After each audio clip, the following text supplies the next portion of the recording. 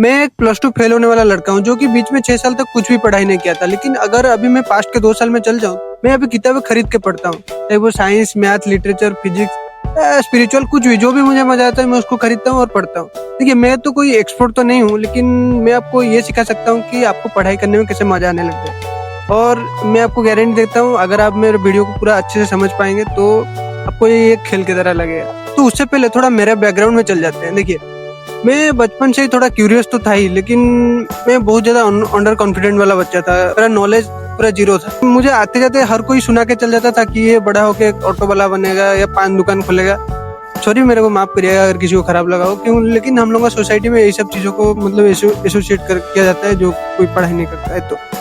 तो मुझे ये सब बोला जाता था और मेरा दिमाग में सब चीजें बैठ के मैं पूरा धीरे धीरे वो डफरी बनते जा रहा था। मतलब मैं कुछ भी नहीं सीख रहा था, कुछ भी नहीं जान रहा था। जो भी क्लास में जाता था जैसे तैसे कॉपी टॉपी करके पास हो जाता था। उसके बाद फिर मैं प्लस 2 फेल हुआ, लेकिन उसके बाद चीजें बदलना शुरू हुआ जब मैं कॉलेज में गया। फिर डिप्लोमा में मेरा पहला ईयर खराब जा रहा था, लेकिन जब सेकेंड ईयर में एक मैम थे जिन्होंने मतलब मेरा क्यूरियोसिटी को थोड़ा समझ पाए और मुझे हर चीज में पुश करने लगे। वो मतलब सब चीज में मुझे सपोर्ट करते थे और मुझे बार बार बोलते थे कि तेरे में कुछ है, तुम अगर पढ़ाई करेगा तो पता नहीं उन्हें क्या दिखा होगा। लेकिन वहीं से थोड़ा चीजें बदलने लगा, वहीं से मुझे थोड़ा पढ़ाई करने में थोड़ा मजा आने लगा। और हाँ, सच में ये पढ़ाई एक मजेदार चीज है। बस हम लोगों को ये कंपटीशन, एग्जाम, प्रिपरेशन, ये सब में हम लोगों को पूरा बांध दिया है। नहीं तो ये पढ़ाई अगर आपका दिमाग में एक बार घुस गया कि कितना मजेदार चीज है ये वाला, तो फिर आपको कोई नहीं रोक सकता। जैसे रिचर्ड फाइनमैन कहते हैं, हम लोग साइंस को कैसे समझते हैं कि मोशन, वेलोसिटी, ये वो करके बहुत सारा टेक्निकल चीज घुसा के हम लोग उसको डिफिकल्ट बना देते हैं, जो कि जरूरी है, लेकिन हम लोग आम भाषा में नहीं समझते, इसलिए थोड़ा वो डिफिकल्ट हो जाता है। लेकिन रिचर्ड फाइनमैन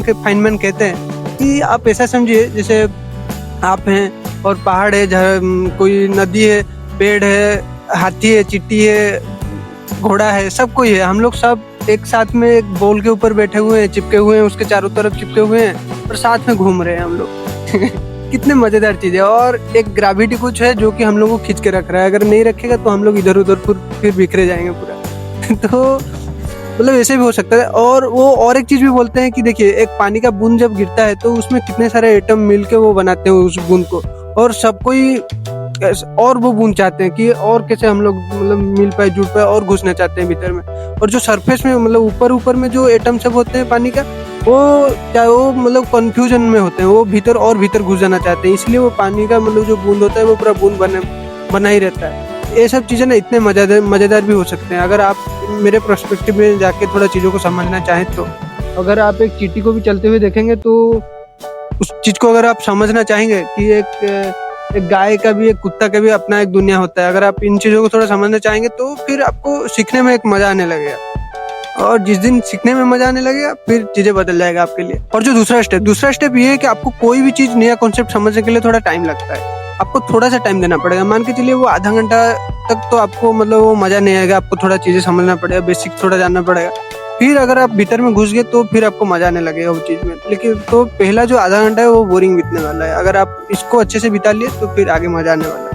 और जो तीसरा स्टेप है, अगर ये पिछले 2 वाला स्टेप आप अच्छे से जिस दिन आपका हो गया, फिर ये तीसरा वाला फ्लो स्टेट है, ये फिर आराम से होते जाएगा। आपको फिर पता भी नहीं चलेगा टाइम कैसे पार हो जाएगा और आपको एक खेल के जैसा लगेगा। अभी अगर आप कोई क्रिकेट खेलने जाते होंगे, आपको जैसे टाइम मालूम नहीं चलता कि अभी तो 2 मैच खेले थे, कैसे टाइम खत्म हो गया, वैसे पढ़ाई में भी वैसे ही होगा। और देखिए, आप अगर इस चीज को बर्डन बना देंगे ना, मतलब बहुत टेंशन डाल के पढ़ाई करने बैठेंगे कि मेरे को मार्क रखना है, आप मार्क तो रख लेंगे, टॉपर भी बन जाएंगे, लेकिन फिर आपका जिंदगी जैसे जितने भी साल आप पढ़े होंगे वो सब वेस्ट हो गया। आप चीजों को मजा लेके नहीं पढ़े और आपका भीतर आप उसको जिए नहीं, तो फिर ये चीजें बेकार हो गया। तो मैं यही कहना चाहता हूँ, आप पास होइए, टॉपर भी बनिए, वो अच्छी बात है, लेकिन जो मेन है वो है कि इससे मजा लेना चालू करिए।